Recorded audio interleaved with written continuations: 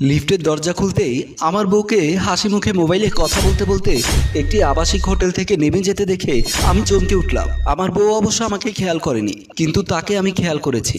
আমার পাশে ছিল আমার অফিসের একজন ঊর্ধ্বতন অফিসার, যিনি ঢাকা থেকে এসেছেন আমাদের অফিসে। ওনাকে এই হোটেলে একটা রুম ব্যবস্থা করে দেওয়ার জন্য আমাকে অফিস ম্যানেজমেন্ট থেকে দায়িত্ব দিয়েছেন। আমাদের অফিসে আসা ঊর্ধ্বতন অফিসার লিফটে প্রবেশ করলেন আর বললেন, কি হলো বিজয় সাহেব, আসুন। ওনার ডাক শুনে আমি চমকে উঠলাম। তারপর আমি লিফটে প্রবেশ করলাম। হোটেল রিসেপশনে এসে দেখলাম হোটেল ম্যানেজার মোর্শেদ সাহেব নেই, ম্যানেজারের চেয়ারে অন্য একটা লোক বসা। আমাকে দেখে বললেন, আসুন স্যার, আসুন, প্লিজ সিট ডাউন। আমি এবং আমাদের ঊর্ধ্বতন অফিসার বসলাম। আমি বললাম, মোর্শেদ সাহেব কই? উনি একটা জরুরি কাজে বের হয়েছেন। আমি এই হোটেলের নতুন ম্যানেজার, আমার নাম সাইফুল ইসলাম। আপনাদের জন্য কি করতে পারি বলুন? আমি হাত বাড়িয়ে তার সাথে হ্যান্ডশেক করলাম। যদিও আমি এত কিছু করছি, কিন্তু আমার মন পড়ে আছে আমার বইয়ের উপর। সে কেন এই আবাসিক হোটেলে আসলো? সাইফুল সাহেব আবারও জিজ্ঞেস করলেন, স্যার আপনাদের কি রুম লাগবে? আমি ইফতি অ্যাপিয়ার্স প্রাইভেট লিমিটেড থেকে এসেছি। আমাদের বস আপনাদের এখানে ফোন করে একটা রুম বুকিং দিয়ে রেখেছিলেন, যেটা মোর্শেদ সাহেব জানতো।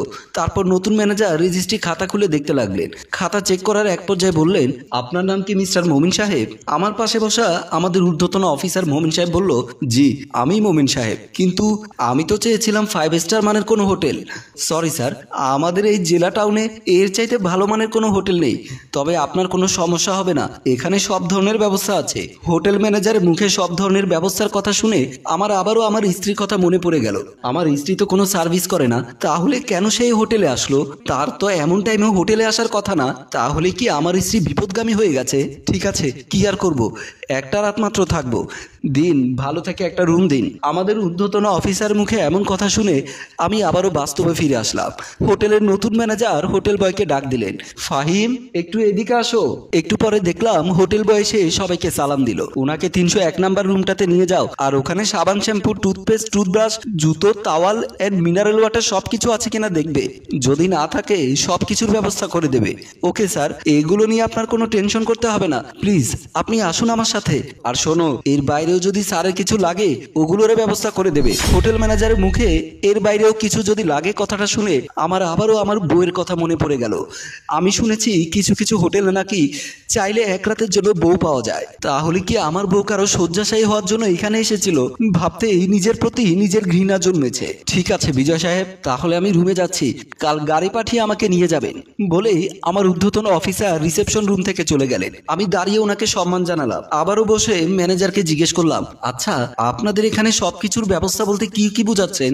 ম্যানেজার হাসি দিয়ে বলল, একটা মানুষ স্বাচ্ছন্দ্যে রাতে ঘুমানোর জন্য যা যা দরকার হয় আমরা সবকিছুর ব্যবস্থা করে থাকি। আমার মনের ভেতরে কিউরিওসিটি কাজ করছিল, সবকিছু বলতে কি কি বোঝাচ্ছেন ওটা জানার খুবই আগ্রহ ছিল, কিন্তু ভদ্রতার খাতিরে সব জিজ্ঞেস করতে পারলাম না। একটা সময় ওনার সাথে হ্যান্ডশেক করে আমি বের হয়ে আসলাম। লিফটে দিয়ে নামতে যাব, এমন সময় লিফটের সামনে আসতে দেখলাম হোটেল বয় ফাহিম এদিকে আসছে। আমি তাকে দাঁড় করিয়ে বললাম, আপনার নাম তো ফাহিম তাই না? শুধু ফাহিম না স্যার, মোহাম্মদ জাহিদ বিন আল শাকাওয়াত হোসেন ইখতিয়ার উদ্দিন ফাহিম। এত লম্বা নাম আমার বাপের জন্মে শুনিনি। আমি ওদিকে না গিয়ে তাকে জিজ্ঞেস করলাম, আচ্ছা আপনাদের এই হোটেলে কি কি সুযোগ সুবিধা আছে? কোন সুযোগ সুবিধা লাগবে স্যার? শুধু আমাকে বলবেন। অফিসিয়ালি সুযোগ সুবিধার বাইরেও আমি আরো কিছু গোপনে আনঅফিসিয়াল সাপ্লাই দিয়ে থাকি। যেমন আমাদের এই হোটেলের মালিকের নাম হচ্ছে বরুণ আচার্য। ওনার হোটেলে সবকিছু পাওয়া গেলেও পদ এবং নারী পাওয়া যায় না। কিন্তু স্যার, কেউ যদি আমার কাছে গোপনে সেটা চায়, আমাদের অফিসে স্যারেরা না জানে মতো আমি সেটাও সাপ্লাই দিয়ে থাকি। আমি ডানে বামে তাকিয়ে তাকে জিজ্ঞেস করলাম, টাকার বিনিময়ে মেয়েও পাওয়া যায়? আমার কথা শুনে সে ভয় পেয়ে এদিক ওদিক তাকিয়ে আস্তে আস্তে বলল, আপনার যদি লাগে তাহলে স্যার আমি সেটারও ব্যবস্থা করে দেব, তবে সেটা খুব গোপনে করতে হয়। আমি এতক্ষণে ক্লিয়ার হয়ে গেলাম আমার বউ কেন এই হোটেলে এসেছিল। মনটা আমার ভীষণ খারাপ হয়ে গেল। ততক্ষণে লিফট আমাদের ফ্লোরে চলে আসাতে আমি তার সাথে কথা না বাড়িয়ে লিফট দিয়ে নিচে নেমে গেলাম। আমার বাসায় ঢুকে ড্রয়িং রুমে অফিসের ব্যাগটা রেখে সোফার উপরে বসে পড়লাম। এমন সময় আমার ছোট বোন রশনি এসে জিজ্ঞাসা করলো, ভাইয়া তুমি কখন এসেছো? একটু আগে। তোর ভাবি কই? একটু আগে বাহির থেকে এসে গোসল সেরে খাওয়া দাওয়া করে এখন শুয়ে আছে। মনে হচ্ছে ভাবি খুব টায়ার্ড। রশনির মুখে ওর ভাবি বাহির থেকে এসে গোসল করার কথা শুনে আমি আরো বেশি আতঙ্কিত হয়ে গেলাম। আমার চেনা পৃথিবীটা কেমন জানি অচেনা হতে লাগলো। সব কিছু কেমন জানি উলটপালট হয়ে যেতে লাগলো। আমি আমার ছোট বোনকে অত সব বুঝতে না দিয়ে বললাম, আমাকে এক গ্লাস পানি এনে দিত। রশনি আমার জন্য পানি আনতে চলে গেল। আমি বসে বসে ভাবতে লাগলাম, আমার সংসারে কি এমন অভাব পড়েছে যে আমার বউকে বাড়তি ইনকাম করার জন্য বিপথে পা বাড়াতে হবে। এমনও তো না যে আমি শারীরিকভাবে অক্ষম, তাই নিজের চাহিদা পূরণ করতে ওকে হোটেলে যেতে হবে। কথাগুলো ভাবতে ভাবতে এমন সময় লক্ষ্য করলাম পানি গ্লাস হাতে আমার স্ত্রী এসে আমার পাশে বসলেন। এই প্রথম আমার স্ত্রীকে দেখে আমি বিরক্ত হলাম। সে পানি গ্লাসটা আমার দিকে এগিয়ে দিয়ে বলল, কখন এলে? আমাকে ডাকলে না কেন? ঘৃণায় তার সাথে কথা বলতে ইচ্ছে করছে না, তাই আমি তার কথার কোনো উত্তর না দিয়ে উঠে চলে যেতে চাইলাম। সে অবাক হয়ে গেল। সে বুঝতে পারলো আমি যে তাকে অ্যাভয়েড করছি, তাই আবারও বলল, কি হলো, পানি পান না করে চলে যাচ্ছ? তৃষ্ণা মিটে গেছে বলেই আমি আমার রুমের দিকে চলে আসলাম। সে অবাক হয়ে আমার দিকে তাকিয়ে রইল। রুমে এসে পোশাক পাল্টাচ্ছিলাম ঠিকই, কিন্তু কোনোভাবেই মন থেকে আমার স্ত্রীর কার্যকলাপগুলো সরাতে পারছিলাম না। বারবার মনে পড়ছে আমার স্ত্রী হোটেল থেকে নেমে এসেছে। বারবার মনে পড়ছে হোটেল ম্যানেজারের মুখে বলা কথা, এই হোটেলে যা চাই তাই পাওয়া যায়। এখনো কানে বাজছে হোটেল বয় ফাহিম বলেছে সে গোপনে মদ এবং নারী সাপ্লাই করে। এর মধ্যে আমার স্ত্রী আসে, পেছনে দাঁড়িয়ে বলল, কি হলো বিজয়, তোমার কি মন খারাপ? আমি তার দিকে না তাকিয়ে নিজের মতো করে পোশাকগুলো পাল্টিয়ে পাশে রাখা গামছাটা নিয়ে ফ্রেশ হওয়ার জন্য চলে যেতে চাইলাম। সে আবারও বলে উঠলো, কি ব্যাপার বিজয়, তুমি আমার কোনো কথার উত্তর দিচ্ছ না যে? সময় হলে সব কথার উত্তর দেব বলেই আমি রুম থেকে বের হয়ে চলে আসলাম। আমি ফ্রেশ হয়ে মায়ের রুমে এসে দেখলাম মা তখন নামাজ পড়ছে। মায়ের নামাজের যাতে কোনো সমস্যা না হয় তাই আমি একটু দূরে দাঁড়িয়ে রইলাম। মায়ের নামাজ শেষ হলে মা জায়নামাজের পাটি গোছাতে গোছাতে বলল, কিছু বলবি বাবা? আমি অফিসে যাবার পর তোমাদের বউ কি ঘর থেকে বেরিয়েছিল? হ্যাঁ, জরুরি একটা কাজ আছে বলে বিকেলের দিকে বের হয়েছিল। কোথায় গিয়েছিল সেটা তো আমি জানি না বাবা, তুমি এই ঘরের গার্ডিয়ান, তোমাকে কিছু না বলে সে কোথায় যায়, কি করে, এগুলো খবর রাখার দায়িত্ব কি তোমার না? সে তো মাঝে মধ্যেই যায়, আবার সময় মতো চলে আসে। সে যে প্রতিদিন যায় সে কথা তো তুমি আমাকে কখনোই বলনি। আমার এমন কথা শুনে মা কিছুটা চিন্তিত হয়ে গেল। কেন বাবা, কোনো সমস্যা? সমস্যা মানে মহা সমস্যা। ঘরের বউ কাউকে কিছু না জেনে হুটহাট যখন মন চায় তখনই চলে যাবে, তুমি তাতে নীরব সম্মতি দেবে? কাজটা কি ঠিক? কি হয়েছে আমাকে বল। আমার কি এই মুহূর্তে মাকে বলা সম্ভব যে আমার বউ আমার অগোচরে প্রতিদিন হোটেলে যায়? এই কথা মাকে বলা আমার পক্ষে কিছুতেই সম্ভব না। তাই আর কথা না বাড়িয়ে মায়ের রুম থেকে চলে আসলাম। রাতে খাওয়া দাওয়া শেষ করে খাটে শুয়ে আছি। পৃথিবীটা আমার কাছে বিষের মতো মনে হচ্ছে। যে গতকালকেও জানতাম পৃথিবীর সবচাইতে চরিত্রবান ফরেজগার একটা বউ পেয়ে আমার জীবন ধন্য, সে আমার আজ কেন জানি মনে হচ্ছে পৃথিবীর সবচাইতে জঘন্য মেয়েটি আমার জীবনে জুটেছে। এই মুহূর্তে আমার কি করা উচিত কিছুই বুঝতে পারছি না। পৃথিবীতে এমন এমন কিছু পরিস্থিতি মানুষের জীবনে আসে যেই পরিস্থিতির কথা কারোর সাথে শেয়ার করাও যায় না। আর সেই সমস্যাটা যদি হয় স্বামী স্ত্রীর ভেতরে, তাহলে সেটা আরও মারাত্মক হয়। এমন সময় লক্ষ্য করলাম আমার বউ বাড়ির সব কাজকর্ম শেষ করে ঘুমাতে এসেছে। সে যখন খাটে এসে আমার পাশে শুতে চাইলো তখন আমি খাট থেকে নেমে বালিশের কম্বলটা নিয়ে ড্রয়িং রুমে চলে গেলাম। ড্রয়িং রুমে এসে সোফার উপরে শুয়ে পড়লাম। গতকাল রাতেও যাকে আমি পরম যত্নে আদর করেছি আজ তার প্রতি ঘৃণা জন্মেছে। তার পাশে শুতে আমার ঘেন্না হচ্ছে। এমন সময় দেখলাম সে এসে আমার পাশে দাঁড়ালো। কি হলো বিজয়, তুমি এমন করছো কেন? প্লিজ সিনক্রিয়েট করো না, তুমি রুমে ঘুমাও, আমি আজ এখানেই ঘুমাবো। সিনক্রিয়েট কি আমি করছি নাকি তুমি করছো? আমার কিছু ভালো লাগছে না, তুমি দয়া করে এখান থেকে চলে যাও। কি হয়েছে সেটা তো বলো। এমন সময় দেখলাম পাশের রুম থেকে মা এবং ছোট বোন চলে এসেছে। তাদের আসতে দেখে আমি আর কথা না বাড়িয়ে ওখান থেকে আবারও রুমে চলে আসলাম। আমার মা এসে আমার বউকে জিজ্ঞাসা করলো, কি হয়েছে বৌমা, বিজয়ের সাথে কি তোমার কোনো ঝগড়া হয়েছে? না মা, আমাদের মধ্যে তো কোনো ঝগড়া হয়নি। তাহলে এমন করছে কেন? আমার ছোট বোন রোশনি বলল, জানো মা, ভাইয়া বিকেলে অফিস থেকে এসে আমার কাছে পানি চেয়েছিল। আমি পানি নিয়ে যাওয়ার সময় ভাবি আমার কাছ থেকে পানির গ্লাসটা নিয়ে ভাইয়ার কাছে গিয়েছিল। ভাইয়া তখনও ভাবির সাথে খারাপ ব্যবহার করেছে। ছেলেটার হয়েছে কি কিছুই তো বুঝতে পারছি না। মাগরিবের সময় আমার রুমে গিয়েও তোমার ব্যাপারে কত কথা জিজ্ঞেস করলো। আমার মায়ের মুখে এমন কথা শুনে আমার বউ বলল, আমাদের বিয়ে হয়েছে আজ 3 বছর, এর মধ্যে কোনোদিনও আপনার ছেলে আমার সাথে দুর্ব্যবহার করেনি, কিন্তু আজ কি হলো কিছুই বুঝতে পারছি না। আমি শুতে গেলাম, সে আমার পাশে থেকে বালিশের কম্বল নিয়ে ড্রয়িং রুমে চলে আসলো। পুরুষ মানুষের মন কখন কি চাই বুঝতে পারি না। বোমা থাক, আজ রাতে আর রুমে যাওয়ার দরকার নেই, তুমি আমার সাথে চলো, রাতে ঘুমালে দেখবে সব ঠিক হয়ে গেছে। বলেই আমার মা বউকে নিয়ে ওনার রুমে চলে গেল। সকালবেলা বউ ঘুম থেকে উঠে আমার রুমে এসে আমাকে পেল না, কারণ খুব ভোরে আমি অফিসের উদ্দেশ্যে চলে এসেছি। বউ আমাকে রুমে না পেয়ে বাথরুমের দিকে গেল। বাথরুমের দরজা খুলে দেখলো সেখানেও আমি নেই। সে মনে করেছে হয়তো আমি ডাইনিং রুমে আছি। তারপর সে ডাইনিং রুমে এসে দেখে সেখানেও আমি নেই।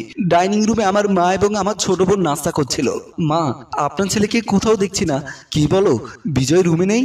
না মা, রুমে তো নেই।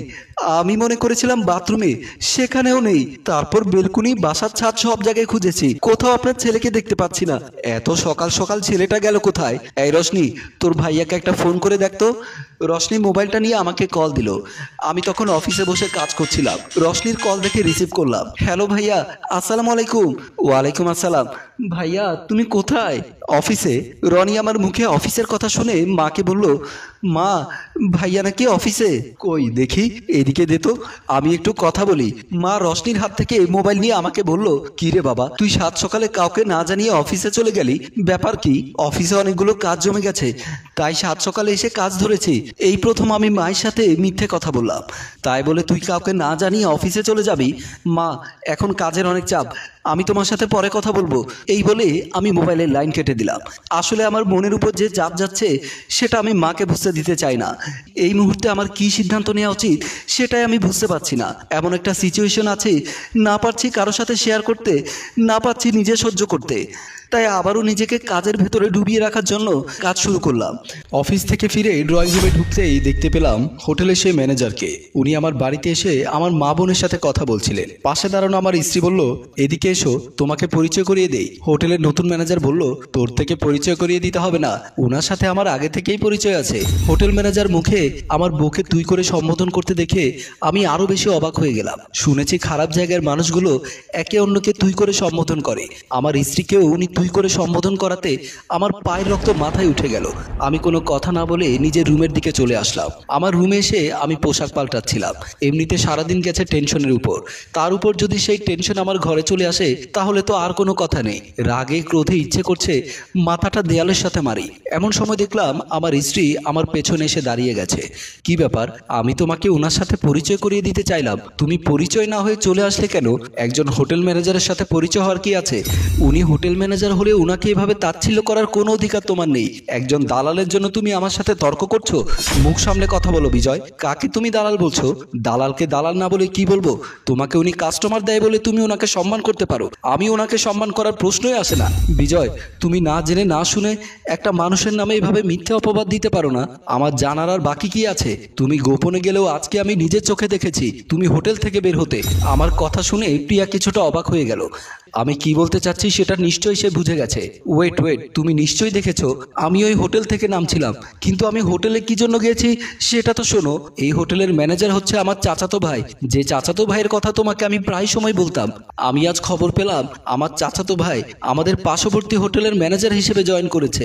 আমার এই চাচাতো ভাই তার বউকে নিয়ে দীর্ঘ 3 বছর জেলে ছিলেন। এর ভেতরে তার সাথে আমার যোগাযোগ বন্ধ হয়ে যায়। আজকে যখন শুনলাম সে আমাদের থানা শহরে হোটেলের নতুন ম্যানেজার হিসেবে জয়েন করেছে, তখন আমি তার সাথে দেখা করতে ছুটে গেলাম। রিসেপশনে গিয়ে দেখি আমার চাচাতো ভাই সাইফুল বসে আছে। আমাকে দেখে সে অবাক হয়ে গেল। আরে প্রিয়া, তুই এখানে? হ্যাঁ ভাইয়া, আমি চাচা থেকে খবর পেয়েছি তুমি এই হোটেলের নতুন ম্যানেজার হিসেবে জয়েন করেছো।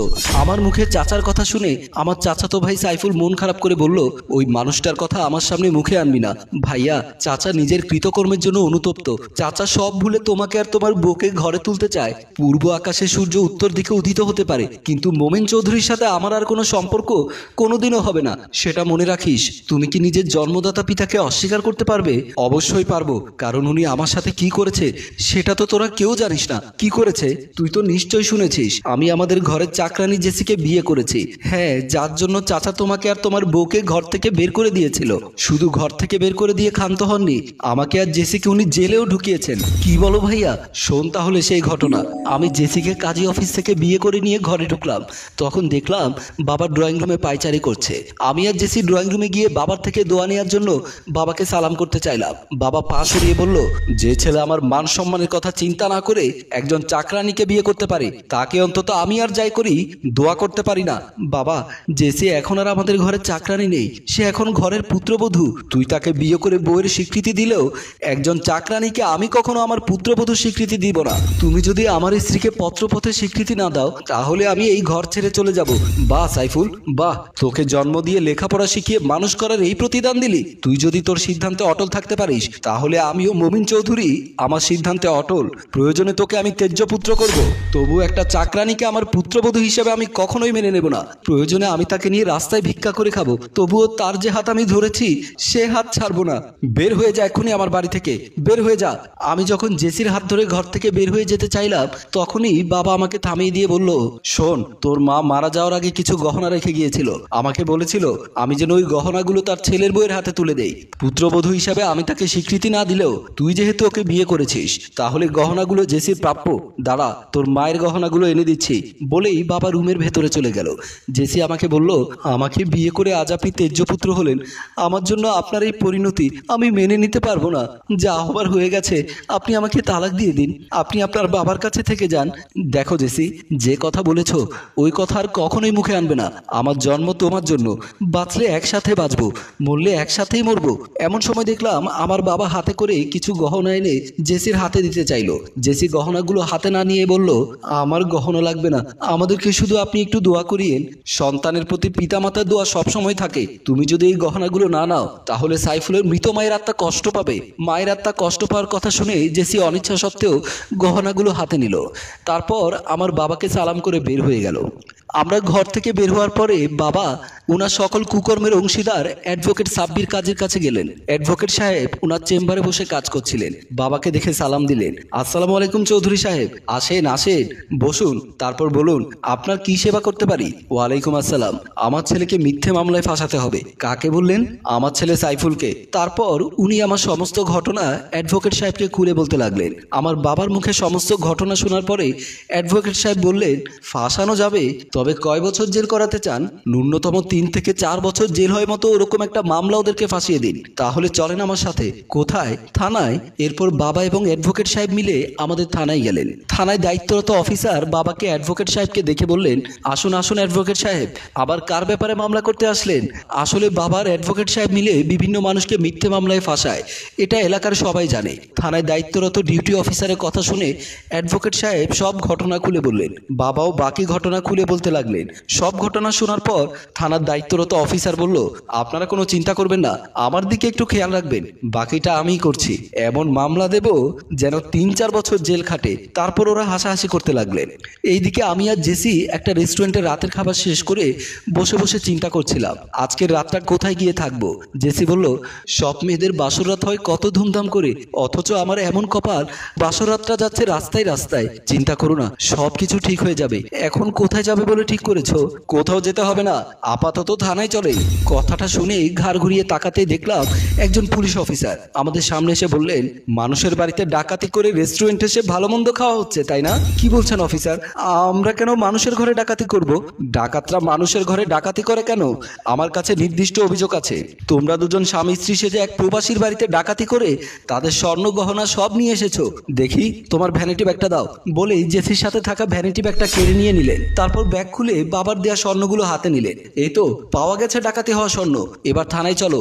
বলেই আমাকে আর জেসিকে অ্যারেস্ট করে থানায় নিয়ে গেলেন। পরে আমি খবর পাই এই সব কিছু ছিল বাবার চক্রান্ত।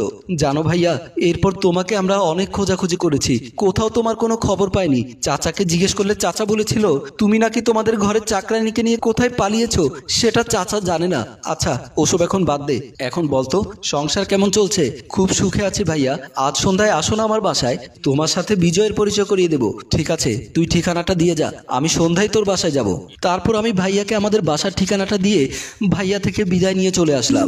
আমি ভাইয়া থেকে বিদায় নিয়ে লিফটে করে নামার সময় হয়তোবা তুমি আমাকে দেখেছো, কিন্তু আমার দুর্ভাগ্য আমি তোমাকে দেখিনি। যদি তোমার সাথে দেখা হয়ে যেত তাহলে আর তুমি আমাকে এভাবে সন্দেহ করতে পারতে না। বইয়ের কাছে কথাগুলো শুনে তখন আমি কিছুটা নিশ্চিন্ত হলাম। এই কথাগুলো যদি আমি আগে জানতাম তাহলে আজকের দিনটা আমার মাটি হতো না। শেষে প্রিয়া আমাকে বলল, ড্রয়িং রুমে ভাইয়া বসে আছে, আমি যাচ্ছি, তুমি ফ্রেশ হয়ে এসো, ভাইয়ার সাথে তোমাকে পরিচয় করিয়ে দিব। বলে আমি যখন ড্রয়িং রুমের দিকে যাচ্ছিলাম তখন পেছন থেকে বিজয় বলে উঠল, শুনেছি বিয়ের আগে নাকি তোমার সাথে তোমার এই চাচাতো ভাই সাইফুলের সম্পর্ক ছিল। কথাটা শুনে আমি চমকে উঠে থমকে দাঁড়ালাম, ঘাড় ঘুরিয়ে তার দিকে তাকালাম। সে তাচ্ছিল্যের হাসি দিয়ে বলল, কথাটা কি সত্যি? আমি কি জবাব দেব? জীবনে এমন একটা পরিস্থিতিতে দাঁড়াতে হবে সেটা কখনো কল্পনাও করিনি। তার চেয়ে বড় কথা হচ্ছে সাইফুল ভাইয়ের বিষয়টি বিজয় জানলো কিভাবে, এই কথা কথাটি তো শুধু আমি আর সাইফুল ভাইয়ের মধ্যেই সীমাবদ্ধ ছিল। বিজয় তো জানার কথা না, তাহলে বিজয় জানলো কিভাবে? কি ভাবছো তোমাদের গোপন সম্পর্কের কথা আমি জানি কিভাবে? সে কথা আমি তোমাকে পরে বলছি, তার আগে বলো আমি যেটা বলছি সেটা সত্যি কিনা। এবারও বিজয়ের প্রশ্নের উত্তর না দিয়ে আমি মনে মনে ভাবতে লাগলাম কি জবাব দেব। আদৌ কি সাইফুল ভাইয়ের সাথে আমার প্রেম ছিল? না, আমাদের সম্পর্কটা ছিল একতরফা। আমার মনে পড়তে লাগলো সেদিনের কথাগুলো। সাইফুল ভাই সম্পর্কে আমার চাচাতো ভাই হয়, একই পাড়ায় আমাদের বাড়ি। আমি প্রতিদিন একটা সময় করে সাইফুল ভাইদের বাসায় যেতাম শুধুমাত্র সাইফুল ভাইকে এক নজর দেখার জন্য। সেদিন আমি সাইফুল ভাইয়ের রুমে গিয়ে দেখি সাইফুল ভাই বাহিরে যাওয়ার জন্য রেডি হচ্ছিল। পেছন থেকে আমি দরজা দিয়ে ঢুকলাম, সেটা সাইফুল ভাই লক্ষ্য করেনি। আমি সোজা গিয়ে সাইফুল ভাইকে পেছন থেকে জড়িয়ে ধরলাম। সাইফুল ভাই পেছনে না তাকিয়ে বলল, এভাবে যে পেছন থেকে জড়িয়ে ধরেছো, ঘরে কিন্তু বাবা মা দুজনেই আছে, থাকলে কি হয়েছে? আমি আমার ভবিষ্যৎ স্বামীকে জড়িয়ে ধরেছি। আমার কণ্ঠ শুনে সাইফুল ভাই চমকে উঠে আমার দিকে তাকালেন। আরে প্রিয়া, তুই? কেন, তুমি কি অন্য কাউকে আশা করেছিলে নাকি? না, তবুও তোর এভাবে যখন তখন আমাকে এসে জড়িয়ে ধরাটা মোটেও উচিত না। উচিত অনুচিত বুঝি না, আমি তোমাকে ভালোবাসি, তাই আমার মন যখন চাই তখন তোমাকে জড়িয়ে ধরবো। দেখ প্রিয়া, তোকে আমি বোনের চোখে দেখি। আদম হাওয়া সূত্র ধরলে আমরা সবাই ভাই বোন। আর তাছাড়া আমাদের ধর্মে তো চাচাতো ভাই বোনের মধ্যে বিয়ের রেওয়াজ আছে। বিয়ের রেওয়াজ থাকলেও তোকে আমার পক্ষে বিয়ে করা সম্ভব না। কেন সম্ভব না? কারণ তোকে আমি ছোটবেলা থেকে কোলে পিঠে করে মানুষ করেছি। তোর বাবা তো সারা জীবন বিদেশে কাটিয়ে দিল। তোদের ঘরে তোর আর কোনো ভাই বোন নেই, তাই তোর মা মানে আমার চাচি ছোটবেলায় আমাকে দিয়েই তোকে স্কুলে পাঠাতো। হেঁটে হেঁটে স্কুলে যাওয়ার সময় তুই কিছু দূর গিয়ে হাঁপিয়ে উঠতি, তখন তোকে আমি কাঁধের উপর বসিয়ে স্কুলে নিয়ে যেতাম। তোকে দেখলে আমার মনে হয় তুই এখনো সেই ছোট্ট প্রিয়াটি রয়ে গেছিস। বলেই সাইফুল ভাই রুম থেকে বের হয়ে চলে গেল। সাইফুল ভাইয়ের এমন কথা শুনে আমার মাথাটা 1200 মেগাওয়াটের বিদ্যুতের তারের মতো গরম হয়ে গেল। সে কিনা বলে আমি এখনো ছোট্ট রয়ে গেছি। ভাগ্যিস তার সাথে এখনো আমার বিয়েটা হয়নি। বিয়ে হলে তাকে আমি সবকিছু খুলে দেখাতাম। তাকে জড়িয়ে ধরাতে আমার কত ভালো লেগেছে। ইস, আর একটু যদি জড়িয়ে ধরে রাখতে পারতাম। তার খাটের দিকে তাকিয়ে দেখলাম সকালবেলা ঘুম থেকে উঠে কম্বলটা পর্যন্ত ভাঁজ করে রাখেনি। কেই বা রাখবে? এর তো কোনো ছোট বোন বা বড় বোন নেই। সাইফুল ভাই তো বাবা মায়ের একমাত্র সন্তান। চাচি মারা গেছে 1 বছর হয়ে যাচ্ছে। যদিও বা ঘরে কাজের বুয়া আছে, তবুও সাইফুল ভাইয়ের রুমটা থাকে অগোছালো। আমি খাটের দিকে তাকিয়ে মনে মনে ভাবলাম এই সুযোগ তার খাটে শুয়ে একটা লম্বা ঘুম দেই। আর মনে মনে অনুভব করি সাইফুল ভাইয়ের বুকের উপরে শুয়ে আছে। যেমন ভাবা তেমনি কাজ। সাইফুল ভাইয়ের খাটের উপরে শুয়ে পড়লাম। একেই বলে পাগলের সুখ মনে মনে। এদিকে সাইফুল ভাই রুম থেকে বের হয়ে ড্রয়িং রুমের দিকে আসতেই দেখলো ওনাদের ঘরের কাজের মেয়ে জেসি ড্রয়িং রুমের সোফা ঝাড়ু দিচ্ছে আর কান্না করে করে চোখ মুছছে। সাইফুল ভাইকে দেখে মুখ লুকিয়ে ফুপিয়ে ফুপিয়ে কান্না করতে লাগলো। সাইফুল ভাই গিয়ে তার কাঁধে হাত রাখতেই সে সাইফুল ভাইয়ের হাতটা সরিয়ে দিল। কি ব্যাপার জেসি, তুই কাঁদছিস কেন? বড় লোকের ছেলেরা বেঈমান প্রতারক হয় জানতাম, কিন্তু আজ নিজের চোখে দেখলাম। বেঈমান প্রতারক মানে? তুমি কাকে মিন করছো? আপনাকে? আমি কি করেছি? আপনি আমাকে ভালোবাসার জালে জড়িয়ে আপনার চাচাতো বোন প্রিয়া আপার প্রেমে হাবুডুবু খাচ্ছেন। আমি প্রিয়া প্রেমে হাবুডুবু খাচ্ছি মানে? যদি তাই না হবে তাহলে প্রিয়া আপা কেন আপনাকে পেছন থেকে জড়িয়ে ধরবে? সাইফুল ভাই এতক্ষণে বুঝতে পারলো কাজের মেয়ে জেসি কেন কান্না করছে। হয়তোবা আমি যখন সাইফুল ভাইকে জড়িয়ে ধরেছিলাম তখন কাজের মেয়ে জেসি দরজার আড়াল থেকে সব দেখেছে। সাইফুল ভাই তার চোখে জল মুছে দিয়ে বলল, আরে পাগল, আমি কি জানতাম সে এইভাবে হুট করে সে পেছন থেকে আমাকে জড়িয়ে ধরবে? আপনি যদি তাকে সুযোগ না দেন তাহলে সে কিভাবে আপনাকে জড়িয়ে ধরে? আরে বাবা, প্রিয়া আমাকে একতরফা ভালোবাসে আর আমি সম্পূর্ণ ভালোবাসি তোমাকে। আমি জানি আপনি আমাকে ভালোবাসার ফাঁদে ফেলে আমার সবকিছু লুটে পুটে নিয়ে শেষ পর্যন্ত ওই চাচাতো বোন প্রিয়াকেই বিয়ে করবেন। তা যদি না হয় তাহলে আপনি ওই বড় লোকের মেয়ে ফেলে আমার মতো গরিবের মেয়েকে কি দেখে ভালোবাসলেন? জেসির মুখে এমন কথা শুনে সাইফুল ভাই একটা দীর্ঘশ্বাস ছেড়ে বলল, মায়াবী, এই পৃথিবীতে কখন কার মন কোথায় গিয়ে কার মায়ায় আটকায় সেটা শুধু উপরওয়ালাই জানে। বলেই সাইফুল ভাই ঘর থেকে বেরিয়ে গেলেন। আরেক দিনের ঘটনা, আমাদের বাড়িতে শিং মাছের ঝোল আর ট্যাংরা মাছের চচ্চড়ি করেছে বলে মা আমাকে দিয়ে হটবক্সে করে তরকারি পাঠালো সাইফুল ভাই এবং বড় চাচার জন্য। আমি হটবক্স নিয়ে সিঁড়ি দিয়ে যখন সাইফুল ভাইদের দরজার সামনে আসলাম তখন দেখলাম চাচা দরজা খুলে বের হচ্ছিলেন। আমাকে দেখে চাচা বলল, কিরে প্রিয়া, হাতে করে ওসব কি এনেছিস? চাচা, আম্মা তোমার এবং সাইফুল ভাইয়ের জন্য শিং মাছের ঝোল আর ট্যাংরা মাছের চচ্চড়ি পাঠিয়েছে। তোর মা জানে ঝিলে ধরা শিং মাছ আর ট্যাংরা মাছের চচ্চড়ি আমার খুব প্রিয়, তাই তোকে দিয়ে পাঠিয়েছে। তোর মাকে যখন প্রথম তোর নানার বাড়িতে দেখতে গিয়েছিলাম, কন্যা দেখার পর্ব শেষ করে দুপুরবেলা আমাদেরকে খেতে দিল শিং মাছের ঝোল আর ট্যাংরা মাছের চচ্চড়ি, যা পাতে পেয়ে আমি লুটে পুটে খেয়েছিলাম। আর তখনই তোর বাবা বলেছিল আমি শিওর আমার ভাইজান এই বাড়ি থেকে আমাকে বিয়ে করাবেন। সেই থেকে তোর মা এগুলো রান্না করলে আমাকে না দিয়ে খায় না। ঠিক আছে চাচা, আমি নিজের হাতে আপনাকে ভাত বেড়ে দেবো, চলেন। তুই যা মা, ভেতরে সাইফুলকে খেতে বসেছে। আমি মসজিদ থেকে জোহরের নামাজটা আদায় করে আসি, তারপর খাবো বলেই চাচা মসজিদের উদ্দেশ্যে চলে গেলেন। আর আমি ঘরের ভেতরে ঢুকে দেখি সাইফুল ভাই ডাইনিং টেবিলে খেতে বসেছেন। দেখলাম সাইফুল ভাইয়ের ডান হাতে ব্যান্ডেজ, বাম হাতে চামচ দিয়ে খাচ্ছেন। কি ব্যাপার ভাইয়া, তোমার ডান হাতে কি হয়েছে? জ্যামের মধ্যে হোন্ডা চালাতে গিয়ে ডান হাতটা একটা গাড়ির লুকিং গ্লাসের সাথে বাড়ি খেয়ে কেটে গেছে। বেশি লাগেনি তো?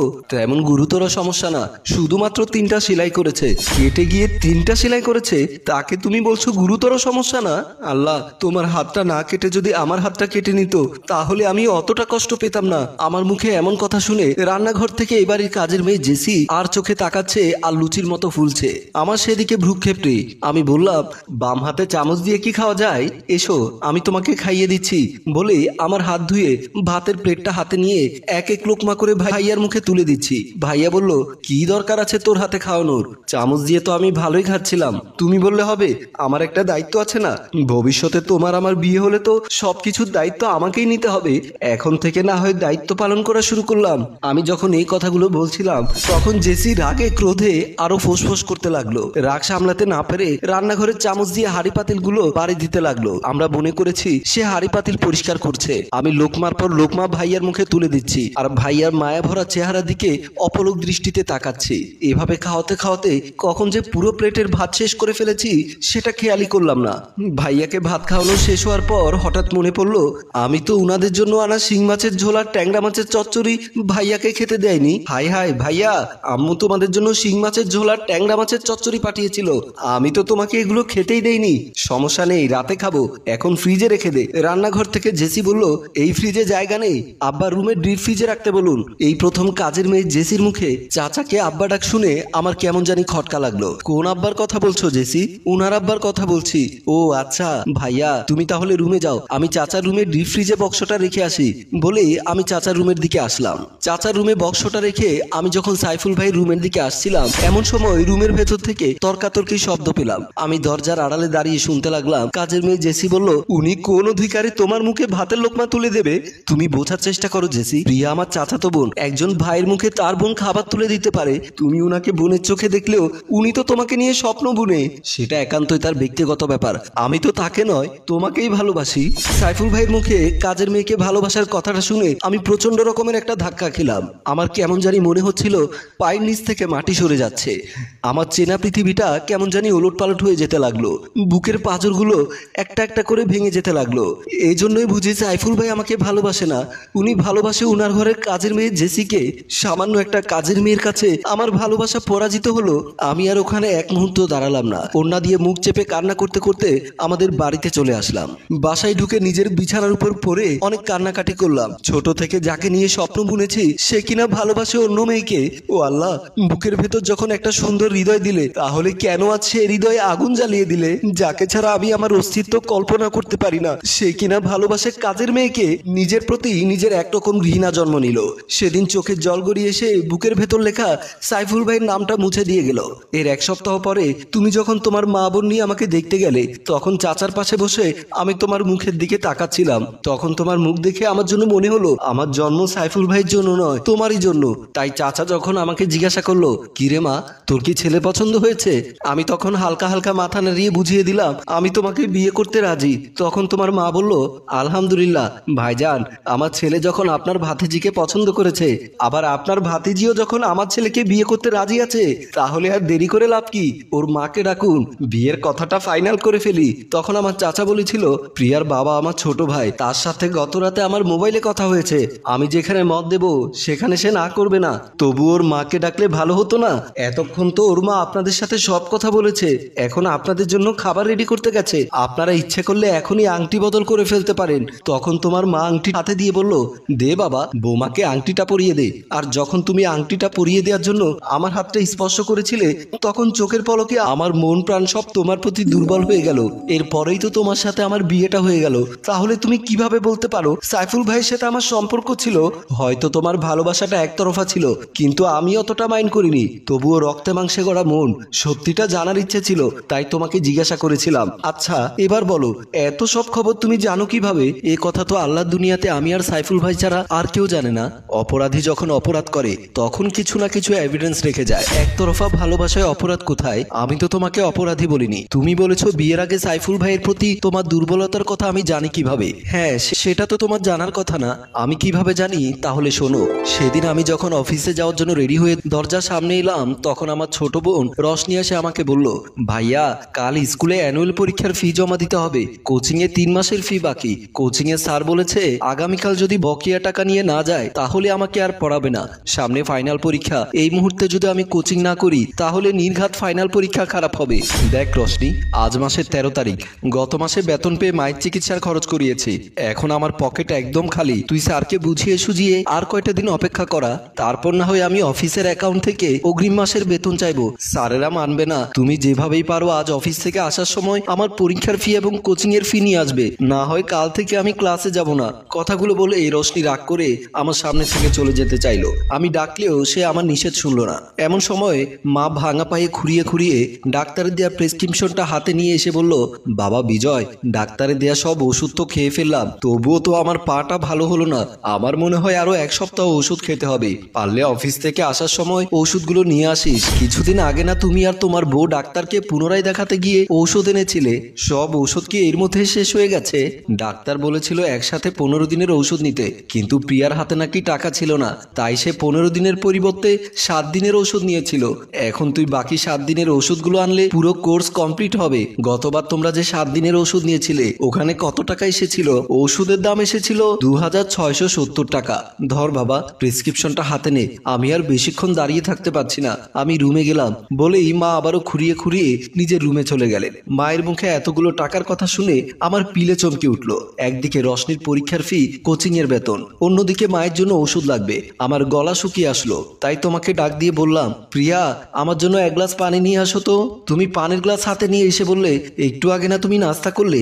সে সময় নিশ্চয়ই পানি কম খেয়েছো, আর এখন অফিসে যাওয়ার জন্য দরজার সামনে আসতে তোমার মনে পড়লো পানি খেতে হবে। একটু পানি চেয়েছি বলে এতগুলো কথা শুনিয়ে দিলে। ময়লা জুতাটা পরিষ্কার করে দিতে বললে হয়তোবা তুমি আমার ঘরে আগুন জ্বালিয়ে দিতে। ঘরে আগুন জ্বালিয়ে দিতাম কিনা জানি না, তবে কালকের মধ্যে বাসা ভাড়া না দিলে বাড়িওয়ালি ঘর থেকে বের করে দেবে। তোমাকে না বলেছিলাম এই মাসে মায়ের চিকিৎসা করতে গিয়ে সব টাকা শেষ? বাড়িওয়ালিকে বুঝিয়ে বলনি কেন? বাড়িওয়ালি ফাহিমা ভাবে কি মানুষের পর্যায়ে পড়ে? এক কথা বলতে গেলে 30টা কথা শুনিয়ে দেয়। আমার পক্ষে ওনাকে কিছু বলা সম্ভব না। পারলে তুমি কোথাও থেকে ধার দেনা করে হলেও ওনার বাড়ি ভাড়া এনে দিও। আমি মনে মনে ভাবলাম, সমস্যা যখন আসে চারিধার থেকে আসে, এতগুলো টাকা মাসের মাঝখানে এই সময় কোথায় পাবো? সে টেনশন করতে করতে আমি বাড়ি থেকে অফিসে চলে গেলাম। পুরো রাস্তায় টেনশন করতে করতে গলায় পানি শুকিয়ে গেল, তাই অফিসে ঢুকে চেয়ারে বসে ক্লান্ত শরীরটা এলিয়ে দিলাম। তারপর অফিসের পিয়ন রোমানকে ডাক দিলাম, রোমান, এই রোমান, আমার জন্য 1 গ্লাস পানি আনতো। বলেই আমি অফিসের একটা ফাইল খুলে চেক করতে লাগলাম। এমন সময় দেখলাম সালোয়ার কামিজ পরা একটা মেয়ে পানির গ্লাস হাতে আমার সামনে এসে বলল, আসসালামু আলাইকুম স্যার, এই নিন আপনার পানি। ওয়ালাইকুম আসসালাম, কিন্তু আপনি কে? রোমান কই? স্যার আমার নাম জেসি, আমি রোমান ভাইয়ের ফুফাতো বোন। রোমান ভাই ওনার এই চাকরিটা আমাকে দিয়ে উনি অন্য অফিসে চাকরিতে জয়েন করেছেন। ও আচ্ছা, ঠিক আছে, তুমি তাহলে যাও, লাগলে আমি ডাক দেব। তারপর জেসি চলে যাওয়ার পর আমি পানি পান করে অফিসের কাজে মনোনিবেশ করলাম। এইদিকে আমার অফিসের সিনিয়র বস বাবু স্যারের ল্যান্ড ফোনে কল আসলো। কলটা এসেছিল ঢাকা অফিস থেকে। বাবু স্যার ফোনে রিসিভার ঠিক কানে দেওয়ার সাথে সাথেই ঢাকা অফিসের বড় স্যার মিস্টার এম চৌধুরী বলল, মিস্টার বাবু, আমি আগামীকাল রূপপুর আপনার অফিসে আসবো। আপনি পারমাণবিক বিদ্যুৎ কেন্দ্রের প্রজেক্ট ফাইলটা রেডি করে রাখবেন। জি স্যার, আপনি কোনো টেনশন করবেন না, ফাইলটা মোটামুটি রেডি আছে। আমি এখন আর একটু চেক করে আপনাকে জানাচ্ছি। ওকে, কাল তাহলে দেখা হবে। ইয়েস স্যার, আসসালামু আলাইকুম। বলেই ফোনের রিসিভারটা টেলিফোনের উপর রেখে বাবু স্যার আমাকে ডাক দিলেন, বিজয় সাহেব একটু ভেতরে আসুন। স্যারের ডাক শুনে আমি বসা থেকে উঠে স্যারের রুমে গেলাম। স্যার আমাকে ডেকেছেন? আচ্ছা, রূপপুর পারমাণবিক বিদ্যুৎ কেন্দ্রের প্রজেক্ট ফাইলটা কি রেডি হয়েছে? জি স্যার, ওটা তো গত পরশু রেডি করে রেখেছি। গুড, তবু আমাকে একবার চেক করতে হবে। আপনি ফাইলটা একটু আমাকে দেখান তো। আমি যখন ফাইলটা নেওয়ার জন্য আমার রুমের দিকে আসছিলাম তখন স্যার আবার আমাকে ডাক দিয়ে বলল, শুনুন বিজয় সাহেব, আগামীকাল আমাদের ঢাকা অফিস থেকে আমাদের সিনিয়র অফিসার মোমন সাহেব, যাকে আমরা এম চৌধুরী স্যার নামে ডাকি, উনি আসবেন এই প্রজেক্টের ব্যাপারে কথা বলতে। উনি 2-1 দিন এখানে স্টে করবেন। ওনাকে কোন হোটেলে রাখা যায় বলেন তো? কেন স্যার, আমাদের এখানে যদি কোনো গেস্ট আসে আমরা তো প্রায় সময় এখানকার নামকরা হোটেল সীমা শিউলি ওশান প্যারাডাইসে রাখি। সীমা শিউলি ওশান প্যারাডাইস? হ্যাঁ স্যার, আপনার বন্ধুর বড় ভাই বরুণ আচার্য দাদা ওটার মালিক। ও আচ্ছা, আমার ফ্রেন্ড তরুণের বড় ভাই বরুণ দাদা? জি স্যার, আপনি তাহলে ওখানে ফোন করে আগামীকালের জন্য একটা রুম বুকিং দিয়ে রাখিয়েন। ঠিক আছে স্যার, যান, আমাকে ফাইলটা এনে দিন। স্যারের রুম থেকে এসে আমি নিজের রুমের চেয়ারে বসে টেবিলের নিচ থেকে ফাইলটা বের করতে যখন মাথা নোয়াতে গেলাম তখনই টেবিলের কারাই লেগে আমার কপালের উপরে অংশটা কেটে গেল। আমি প্রচন্ড ব্যথা পেলাম, সাথে সাথে কপালে হাত দিয়ে দেখলাম অনেকখানি কেটে গেছে, রক্ত বের হচ্ছে। সাথে সাথে আমি সদ্য জয়েন হওয়া পিয়ন জেসিকে ডাক দিলাম, জেসি, এই জেসি একটু এদিকে আসো তো। জেসি এসে দেখলো আমি কপালে হাত দিয়ে দাঁড়িয়ে আছি। জি স্যার, আমাকে ডেকেছেন? অফিসে স্যাভলন ডেটল কিছু আছে কিনা দেখেন তো, আর পরিষ্কার কোনো কাপড় কিংবা ব্যান্ডেজ থাকলে নিয়ে এসো। কেন স্যার, কি হয়েছে? আরে আমার টেবিলের নিচে থেকে ফাইল বের করতে গিয়ে টেবিলের কারাই লেগে কপাল কেটে গেছে। হায় আল্লাহ, বলেন কি? দেখি তো কতখানি কেটেছে। হাত চড়ানো যাবে না, প্রচুর ব্লিডিং হচ্ছে। তুমি তাড়াতাড়ি যা বলেছি তা ব্যবস্থা করো। জেসি আর কাল বিলম্ব না করে আমার জন্য ব্যান্ডেজ আর ডেটল আনতে চলে গেল। আমি কপালে হাত দিয়ে চেয়ারে বসে পড়লাম। সত্যি কথা বলতে সকালবেলা বাসা থেকে বের হওয়ার সময় বোনের স্কুলের বেতন, কোচিং এর ফি, মায়ের জন্য এক সপ্তাহের ওষুধ, অন্যদিকে বাড়িওয়ালির বাসা ভাড়ার চাপ, সব টেনশন মাথায় কাজ করছিল, যার জন্য আমি একটু বেখেয়ালি ছিলাম। এমন সময় জেসি এসে বলল, স্যার অফিসে তো এরকম কিছু নেই, দাঁড়ান আমি আপনাকে একটা ব্যবস্থা করে দিচ্ছি। বলেই ওর গলায় জড়ানো ওড়নাটা নিয়ে আমার হাতটা সরিয়ে মাথায় পেঁচিয়ে বেঁধে দিল। আমি বললাম, এ কি করছো তুমি? তোমার গায়ের ওড়না কেন আমার মাথায় পেঁচিয়ে দিলে? না হলে যে স্যার আরো বেশি রক্ত যাবে। আপনি এখন ডাক্তার কাছে চলে যান, মাথায় ব্যান্ডেজ করার পর আমার ওড়নাটা কালকে অফিসে এসে দিয়ে দিয়েন। মেয়েটির এমন মহানুভবতা দেখে আমি অবাক হলাম। পড়ালেখা না জানা একটি অশিক্ষিত মেয়ের এমন বিশাল মন মানসিকতার কাছে শিক্ষিত মানুষের অনেক কিছু শেখার আছে। মাথাটা প্রচুর ব্যথা করছিল, তাই আমি আর অফিস না করে ডাক্তার উদ্দেশ্যে চলে গেলাম। বিকেলবেলা যখন মাথায় ব্যান্ডেজ করা অবস্থায় বাসায় ফিরলাম, তখন ড্রয়িং রুমে বসে আমার মা রোশনি মাথার উকুন দেখছিল। আমার মাথায় ব্যান্ডেজ দেখে মা বলল, কি রে বাবা, কি হয়েছে তোর মাথায় কিভাবে আঘাত পেলি? আমি সোফার উপরে বসতে বসতে বললাম, ডোন্ট ওয়ারি মা, সামান্য একটু কেটেছে, ডাক্তার ব্যান্ডেজ করে দিয়েছে, বলেছে কাল সকালে ব্যান্ডেজ খুলে ফেলতে পারবো। কিন্তু মাথায় আঘাত পেলি কিভাবে? তারপর আমি অফিসের সব কথা মাকে খুলে বলতে লাগলাম। এমন সময় দেখলাম তুমি এসে বললে, হাই হাই বিজয়, তোমার কি হয়েছে? মাথায় ব্যান্ডেজ কেন? আমি তখন অফিসের ব্যাগটা তোমার হাতে দিয়ে বললাম, ব্যাগটা নিয়ে রুমে রাখো, কিভাবে আঘাত পেয়েছি, কোথায় আঘাত পেয়েছি সব কথা পরে বলবো, তুমি পারলে আমাকে এক কাপ চা করে দাও। তারপর তুমি অফিসের ব্যাগটা নিয়ে আমাদের রুমে চলে গেলে। রাতে যখন আমি খাওয়া দাওয়া শেষ করে খাটের উপরে এসে বসলাম আর ওষুধ খাওয়ার জন্য তোমাকে এক গ্লাস পানি আনতে বলেছিলাম, তখন তুমি পানি না এনে খালি হাতে রুমে ঢুকলে। কি ব্যাপার? তোমাকে না বললাম আমি ওষুধ খাবো, আমার জন্য এক গ্লাস পানি আনো। পানি আমার আনতে হবে না, যে মেয়ের হাত ধরে টানাটানি করে মাথা ফাটিয়েছো সেই মেয়েকে পানি আনতে বলো। এসব কি বলছো তুমি? আমি আবার কোন মেয়ের হাত ধরে টানাটানি করতে গেলাম? আমি কিভাবে জানবো কোন মেয়ের সাথে ধস্তাধস্তি করতে গিয়ে মাথা ফাটিয়েছো? আরে বাবা, সত্যি বলছি, আমি অফিসের টেবিলের নিচে মাথা নিতে গিয়ে কারাই লেগে মাথা কেটে গেছে। তাই যদি হতো তাহলে তোমার অফিসের ব্যাগে মেয়েদের ওড়না কেন? এতক্ষণে আমি বুঝতে পারলাম আমার বউ কি নিয়ে রাগ করেছে। তখন আমি হাসতে হাসতে বললাম, আরে বাবা, ঘটনা কি শোনো, আমাদের অফিসে তো আগে পিয়ন ছিল রোমান নামের ছেলেটি, সে এখন অন্য অফিসে একটা ভালো বেতনের চাকরি পেয়েছে, তাই আমাদের অফিসে তার ফুফাতো বোনকে তার চাকরিটা দিয়ে গেছে। আর আমার মাথা কেটে যাওয়ার পর কোনো ব্যান্ডেজ বা কাপড় না পেয়ে ওই মেয়েটি তার ওড়না আমার মাথায় পেঁচিয়ে দিল। আর আমি ডাক্তারখানা গিয়ে ব্যান্ডেজ লাগানোর পর তার ওড়নাটা আমার ব্যাগে নিয়েছিলাম, যাতে কাল অফিসে গিয়ে তার ওড়না তাকে ফেরত দিতে পারি। এতক্ষণে আমার বউ আসল ঘটনাটা বুঝতে পারলো। তারপর একটা হাসি দিয়ে বলল, সরি, আমার ভুল হয়ে গেছে। আচ্ছা শোনো, কাল সকালে একটু গরম পানি দিয়ে আমার ব্যান্ডেজটা খুলে দিও। আর আমাকে খুব সকাল সকাল অফিসে যেতে হবে। কেন? কারণ আগামীকাল আমাদের ঢাকা অফিস থেকে আমাদের সিনিয়র একজন বস আসবেন, তাকে বাস স্টেশন গিয়ে বরণ করা থেকে শুরু করে সারাদিন তার সাথেই থাকতে হবে, তাই আমার সকাল সকাল বের হতে হবে। আচ্ছা তুমি কোনো চিন্তা করো না, আমি কাল সকালে তোমার ব্যান্ডেজ খুলে দেবো। বলেই প্রিয়ার আমি খাটে উঠে ঘুমানোর প্রস্তুতি নিলাম। পরের দিন সকালবেলা আমি অফিসে গিয়ে দেখি জেসি আমার টেবিল পরিষ্কার করে ফাইলগুলো গুছিয়ে রাখছিল। আমাকে দেখার সাথে সাথে বলল, স্যার আপনার মাথার ব্যান্ডেজ কোথায়? খুলে ফেলেছি। এক রাতেই ভালো হয়ে গেল? সামান্য ইনজুর ছিল, তাই ভালো হয়ে গেছে। তারপর আমি ব্যাগ থেকে তার ওড়নাটা বের করে তার হাতে দিতে দিতে বললাম, আচ্ছা জেসি, তোমার সম্পর্কে তো আমার তেমন কিছু জানা হলো না, কি জানতে চান বলুন? তোমার বাসা কোথায়? বাসা এখনো নেইনি, কিছুদিন আগে আমি আর আমার স্বামী জেল থেকে ছাড়া পেয়ে আমার ফুফাতো ভাই রোমানের বাসায় উঠেছি। তুমি আর তোমার স্বামী জেল থেকে বের হয়েছো মানে? সে অনেক কথা, অন্য একদিন সময় করে আপনাকে বলবো। তো তোমার বাপের বাড়ি কোথায়, শ্বশুর বাড়ি কোথায়? বাপের বাড়ি নেই স্যার, মামাদের সংসারে বড় হয়েছি, তবে শ্বশুর বাড়ি আছে। কোথায়? কালামিয়া বাজার খলপলক আবাসিক এলাকায়। আরে ওখানেই তো আমার শ্বশুর বাড়ি।